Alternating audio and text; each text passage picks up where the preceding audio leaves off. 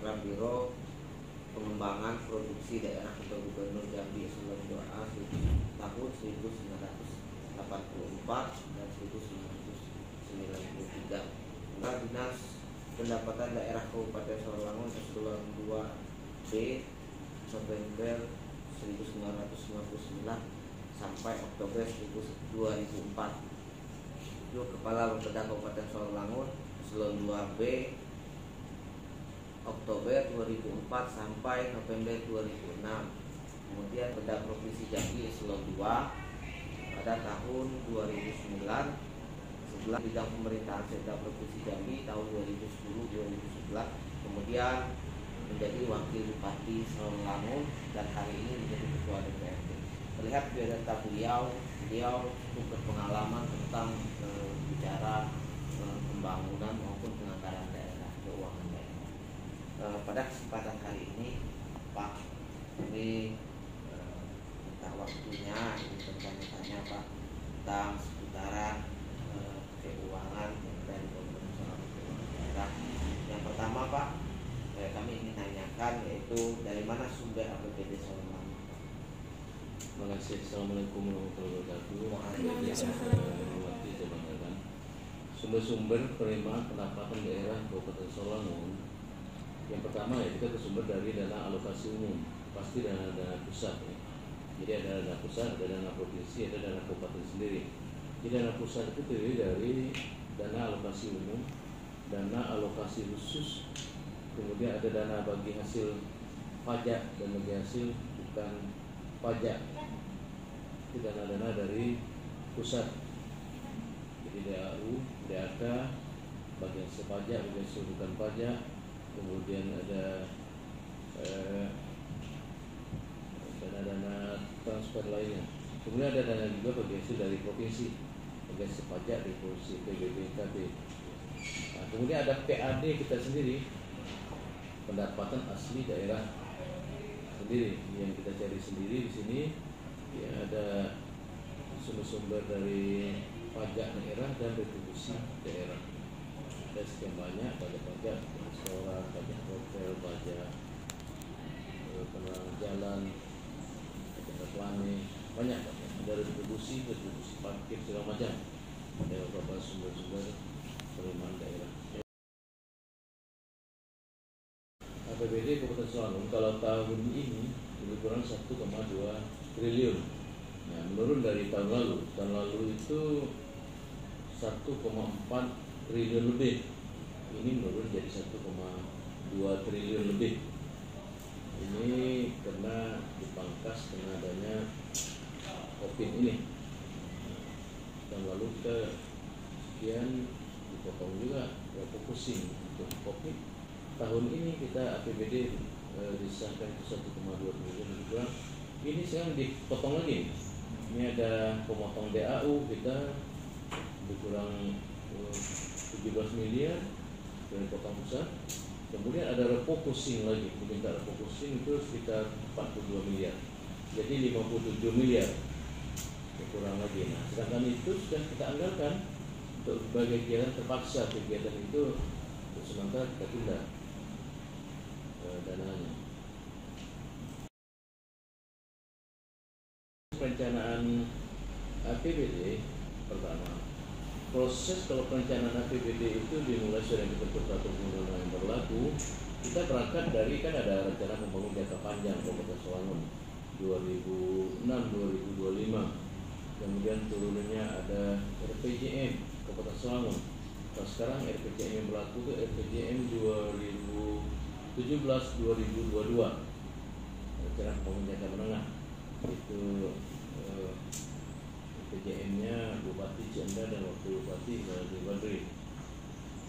Hasil dia dulu kampanye dulu itu jadi RPJM. Itu kita laksanakan sekarang ini.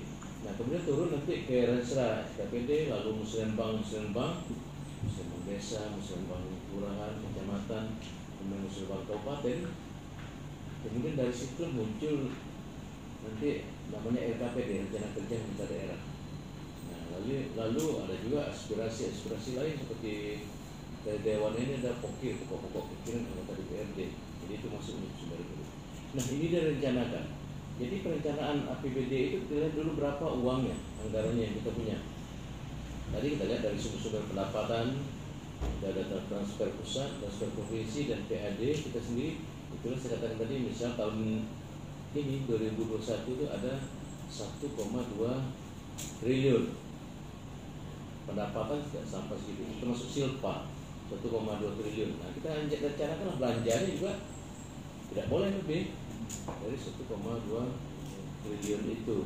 Nah, dari mana kegiatan-kegiatan itulah dari usul-usul masyarakat, itulah yang kita jadi Pemda nanti buat rencana kerja pemerintah daerah lalu dibuat. Kalau sekarang ini kita sedang mengerjakan untuk APBD 2022. Makanya sudah musrembang kemarin, musrembang kabupaten sudah. Dari musrembang kabupaten itu nanti akan muncul namanya rencana kerja pemerintah daerah tahun 2022.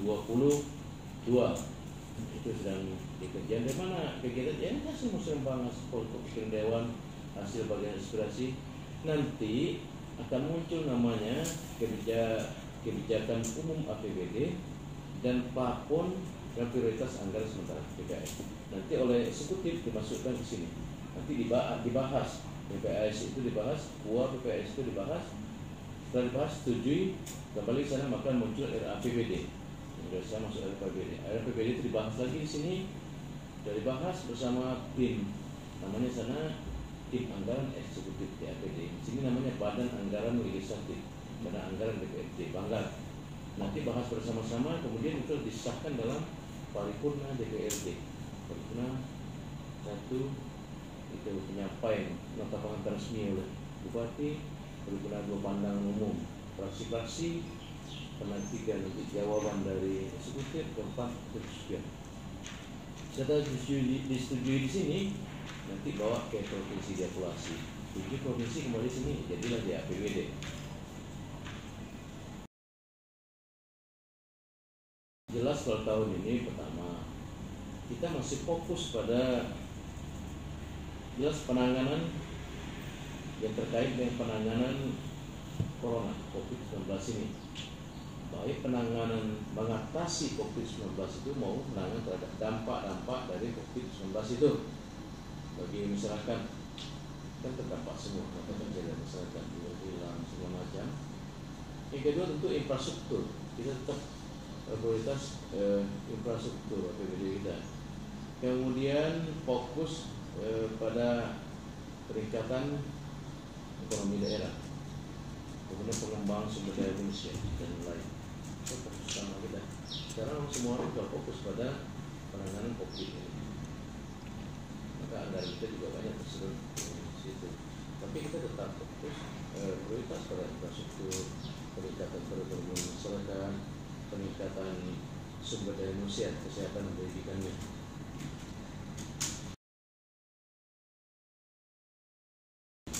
Ya jelas itu berdampak kepada keterlambatan pembangunan. Karena kita bisa katakan ada beberapa kegiatan pembangunan yang semestinya sudah selesaikan.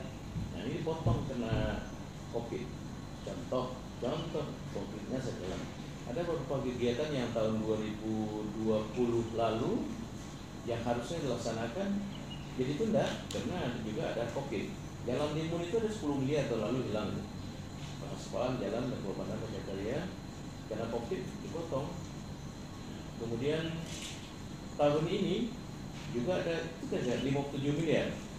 Tahun ini juga direfocusing untuk COVID. Walaupun refocusing itu dananya itu nanti juga ditaruh tidak dipotong ke pusat. Refocusing itu dananya nanti disifat kabupaten saja, tapi gunanya untuk penanganan COVID. Kalau nanti ternyata tidak ada hal-hal penting yang perlu tangani, tidak ada kejadian luar biasa COVID-nya di sini, dana itu kan bisa kita gunakan untuk pembangunan di sini. Jadi dampaknya ya, jadi pengurangan. Contoh, anggaran kita tahun ini berkurang 200 miliar dari tahun lalu. Refocusing lagi 57 miliar. Dan 257 miliar berkurang sudah pasti banyak. 257 bangun jalan kok, itu dampak-dampaknya dari pembangunan. Artinya terjadi pelambatan penanganan pembangunan terutama prioritas kita infrastruktur tadi. Makanya masih ada jalan kita yang belum tertangani penuhnya. Terima kasih.